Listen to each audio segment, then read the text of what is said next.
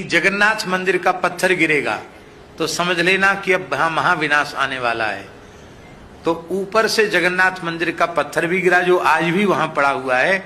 कम से कम 10-15 टन वजन का पत्थर नीचे गिरा है। ध्वजा में आग लग जाएगी, 2-3 बार आग लग चुकी है ध्वजा में।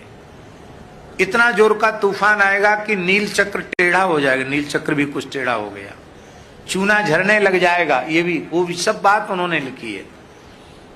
और जगन्नाथ जी के वस्त्र में आग लग जाएगी, वो भी लिखा है कि ये सब चिन्ह जब आ जाएं तब समझ लेना। और जगन्नाथ मंदिर का कल्प वृक्ष भग्न हो जाए तूफान में, तब समझ लेना कि अब महाविनाश आने वाला है और ये तृतीय विश्व युद्ध का संकेत होगा, ऐसा अच्युतानंद दास जी ने लिखा है। और कहा तीसरे विश्व युद्ध के बाद चौथा विश्व युद्ध का कोई उन्होंने संकेत नहीं किया, पर तृतीय विश्व युद्ध का संकेत किया है।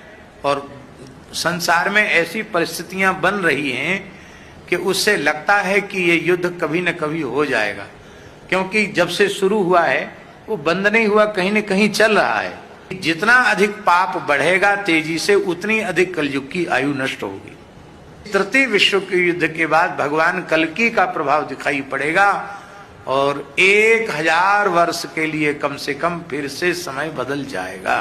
विश्व युद्ध में बहुत भारी नरसंहार होगा, इतने लोग मारे जाएंगे। अच्युतानंद दास जी लिखते हैं कि विश्व की जनसंख्या मात्र 64 करोड़ रह जाएगी। कितनी? इस समय कितने हैं? 8 अरब से ऊपर। मात्र 64 करोड़ लोग जिंदा रह जाएंगे, उनमें 31 करोड़ भारत में होंगे। बचेंगे कौन? बोले जो भगवत शरणागत भक्त होंगे, जो गौ और ब्राह्मणों के उपासक होंगे, वैदिक सदाचार जिनके जीवन में होगा, उनको भगवान ही कृपा करके बीज रूप में बचा लेंगे, ऐसा भी लिखा।